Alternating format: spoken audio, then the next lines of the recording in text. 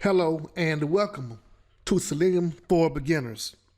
We are going to discuss how the Selenium architecture works for automation. The transcript and presentation slides will be available on GitHub at rexjones2/Selenium for Beginners and tinyurl.com Selenium architecture. In this lesson, I will show you a diagram of the Selenium architecture, demo the Selenium architecture components, then recap the Selenium architecture.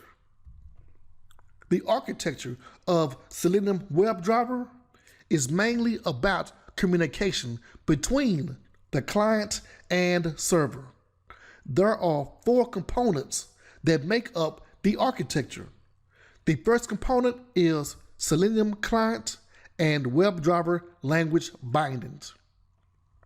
Next is the JSON wire protocol.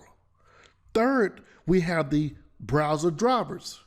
And the fourth are the web browsers. The first component has 2 parts. Selenium client is one part, and WebDriver language bindings is the other part. Selenium client is responsible for sending out a request to perform a Selenium command. The WebDriver language bindings is a code library. A good way to think about a code library is to imagine a library with a lot of books. Rather than having books, a code library has a lot of code for Java, C#, Ruby, Python, and JavaScript. There are more programming languages that can be used for Selenium, but these are the 5 core languages. Each language has their own bindings. Bindings mean the same commands written for Java is also written for C#, Ruby, Python, and JavaScript. For example, Java has a command for navigating to a page, and the other languages have a command for navigating to a page. Let's take a look at Selenium's HQ website. We see the Selenium WebDriver API commands and operations. API stands for Application Programming Interface, which allow communication between applications. All of these languages have a command for navigating to a page, but Java, Ruby, Python, Perl, and JavaScript use get as their method. Here's the method for C#.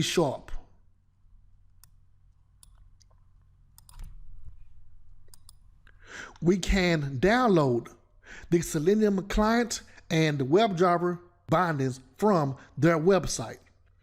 After downloading the APIs for Selenium, we can add them to our IDE, such as Eclipse, NetBeans, IntelliJ, or Visual Studio.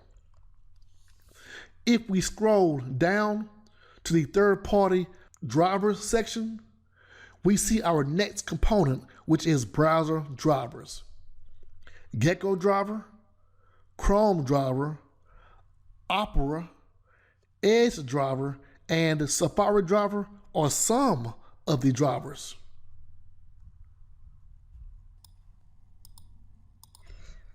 In this diagram, the browser drivers have 2 functions.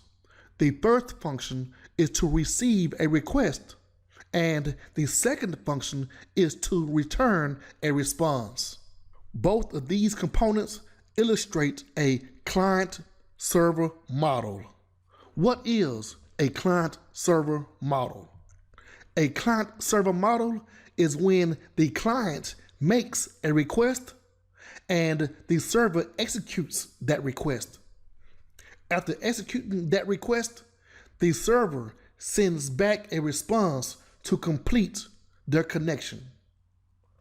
Their connection is built around a JSON wire protocol over HTTP. JSON stands for JavaScript Object Notation, and HTTP stands for Hypertext Transfer Protocol. The objective of a JSON wire protocol is to transfer information from the client to the server. That information is processed over HTTP by sending HTTP requests and receiving HTTP responses. Let's take a look at the JSON wire protocol on GitHub. The introduction states this wire protocol defines a RESTful web service. REST is an acronym for Representational State Transfer, and it is used to create APIs for a web application. Recall, Selenium is an API. Therefore, the JSON wire protocol has an API call for every Selenium command. If we go to the command reference,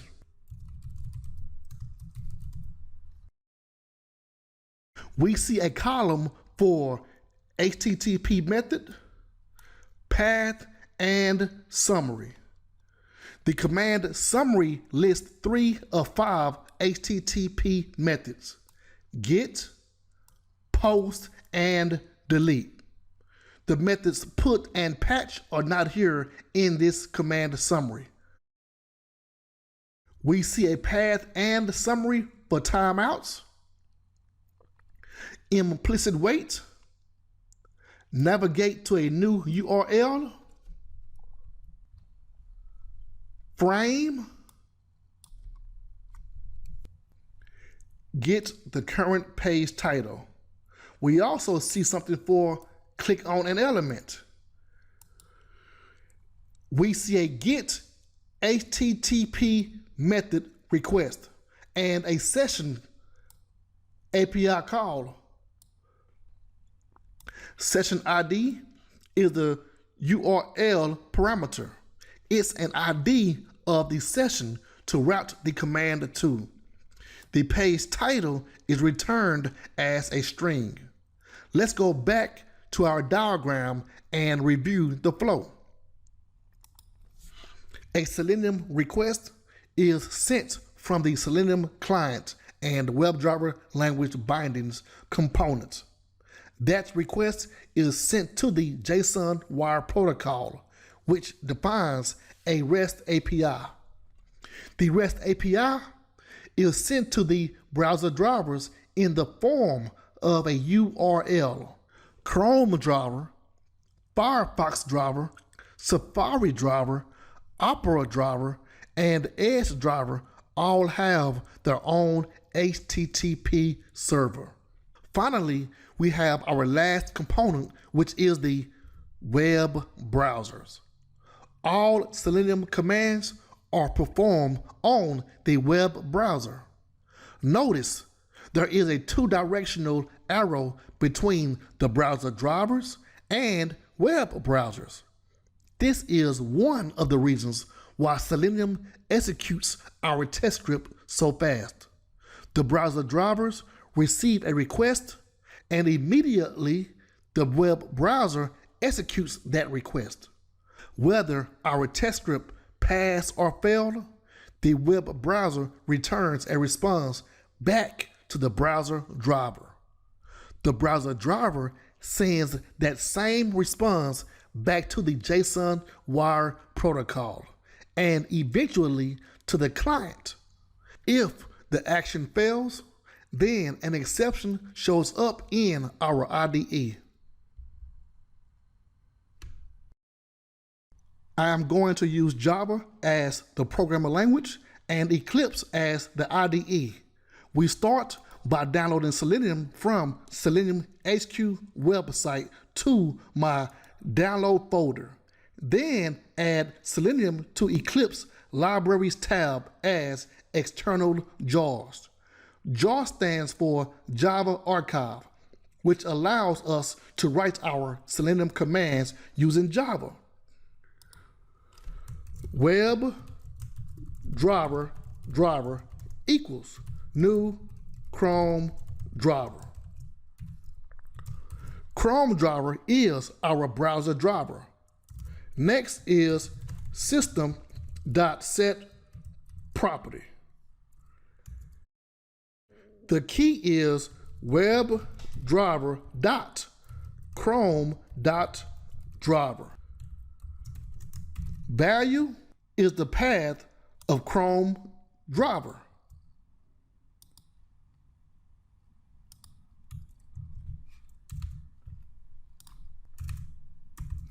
Now we load the wire protocol page using driver.get.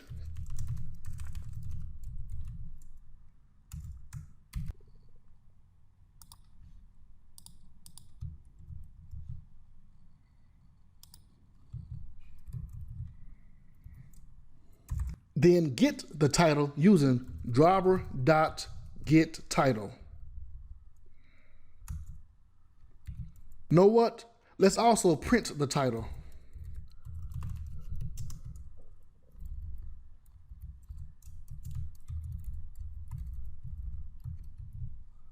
And run.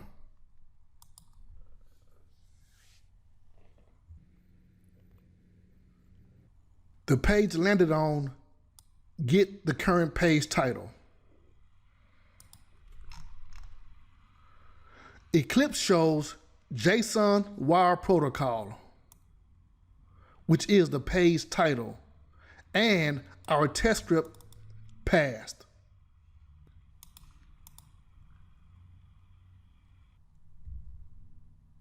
Let's recap the Selenium architecture using our test script. With the first component, we wrote our Selenium commands using Java. A request was sent to set up Chrome driver, load the web page, and print the page title. The JSON wire protocol received the request, then changed that request to a format so Chrome driver can understand the command.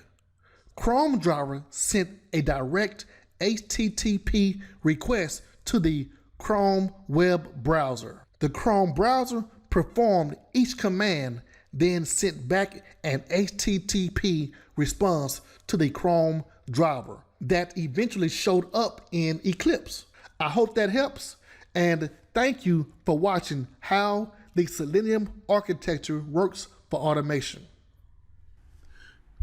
The W3C Web Driver Protocol has at least 3 advantages. Number 1, it provides standards. Number 2, it provides stability. And number 3, it provides an updated Actions API that is supplied with better resources. I will talk about all 3 and get straight to the point. If you're interested in more videos, you can subscribe to my YouTube channel and click the bell icon. You can also follow me on Twitter, connect with me on LinkedIn and Facebook. I will also place the transcript and presentation slides on GitHub. In this session, I am going to speak about Selenium 4 components, advantages, mobile automation, and cloud platforms. Starting with the components, Selenium has moved from 3 to 4 because of the W3C Web Driver Protocol. This is an example of Selenium 3, which includes the JSON wire protocol. The objective of JSON wire protocol was to transfer information from the client to the server. That information was processed over HTTP by sending HTTP requests and receiving HTTP responses. With Selenium 4, the JSON wire protocol has been removed from the new architecture. Now there is direct communication between the browser drivers and Selenium client WebDriver language bindings. The first component has two parts combined into one. Selenium client is a separate part and WebDriver language bindings is a different part. Selenium is an API that have commands for automating our browser. WebDriver has only one job, and that job is to talk to the browser through a driver. Each language have their own bindings. Bindings mean the same commands written for Java is also written for C#, Python, Ruby, and JavaScript.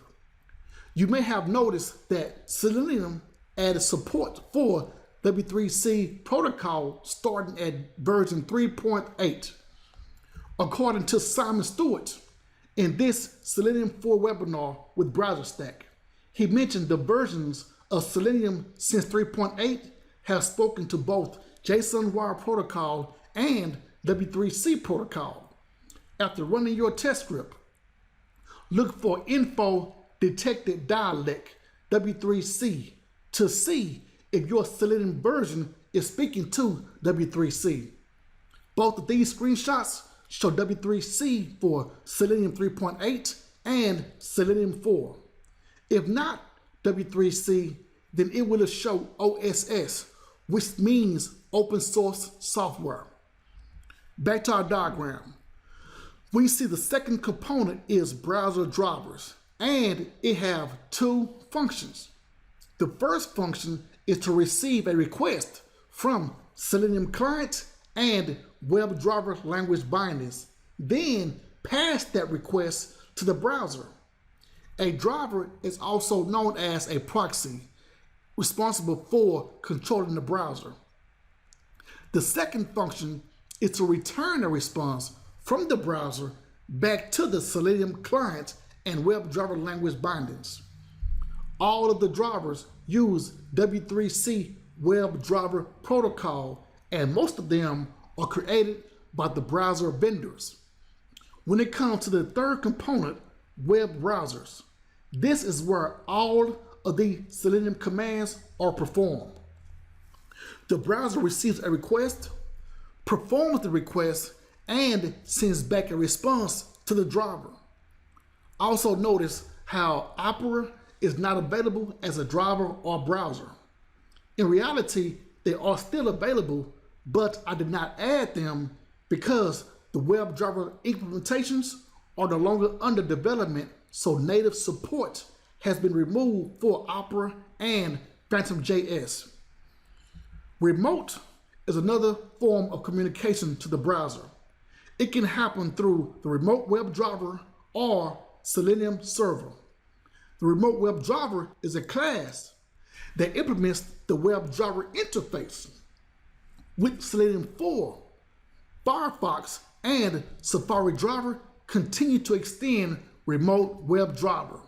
However, Chrome driver and Edge driver no longer extend remote WebDriver, but they extend Chromium driver. In the introduction, I showed how Chromium driver, Firefox driver, Internet Explorer driver, Opera driver, and Safari driver all extend remote WebDriver.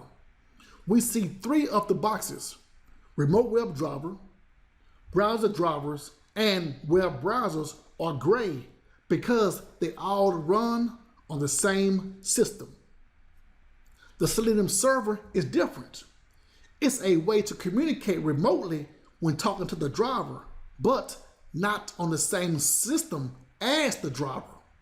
That's why Selenium server is a different color. We start the server by using Selenium standalone jar file. After it starts, the server directs our test scripts to remote WebDriver. For W3C WebDriver protocol, the advantages are standards, stability, and actions. W3C stands for Worldwide Consortium, which is an international group of people that create long-term standards for the web. With that first advantage of standards, Our test scripts run consistently on each browser. There were times with Selenium 3 that some commands perform offbeat on different browsers.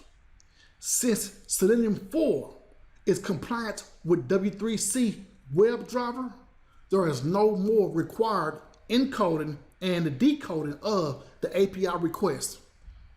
The second advantage is stability. I believe backward compatibility is the main benefit of stability. Per Simon Stewart, they are fully aware that some people will want to use the old JSON wire protocol. So the Java bindings and the Selenium server would provide mechanism for people to use the old JSON wire protocol. They know we have spent time, we have spent effort, and we have been dedicated to building up our test suite. Therefore, our test suite will remain smooth for Selenium 4. No changes to our test scripts unless an API has been deprecated. Deprecated APIs like the finds by interfaces have been removed from Selenium 4.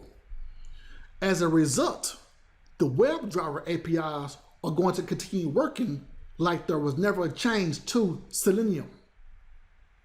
The updated action API is the third advantage. With this API, we can handle the keyboard and mouse events like double-clicking an element. It's an advantage because Selenium 4 offers ways to perform more than one action at the same time, like pressing two keys. That's an advantage for UI automation. For mobile automation, Appium is the tool for using mobile applications. We see on Appium's our site, the introduction shows native, mobile web, and hybrid applications on iOS mobile, Android mobile, and Windows desktop platforms. The Appium client library have implemented elements of the W3C protocol already, I think since version 1.9. Also, cloud platforms such as Sauce Labs and BrowserStack support W3C WebDriver. However, the format of their capabilities will change. You can go to their site to see what capabilities need to be updated. Here's the page for BrowserStack with the introduction section, talk about why changes are being made, what does it mean to me, updating the Selenium test, and example section that shows how capabilities are passed with the W3C WebDriver protocol. Sauce Labs have a page that shows W3C capabilities, support with these sections. What you will know, verifying capabilities, W3C WebDriver compliant, instantiating WebDriver, and common test scripts configuration errors to avoid. That's it for W3C WebDriver protocol. Don't forget to connect and subscribe.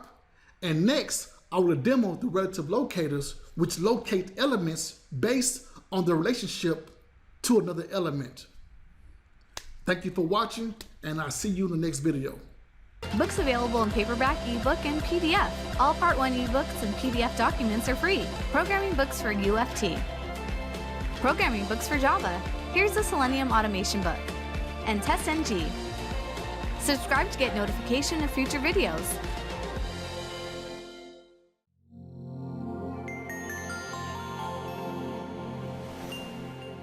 Don't forget to like, comment, and share.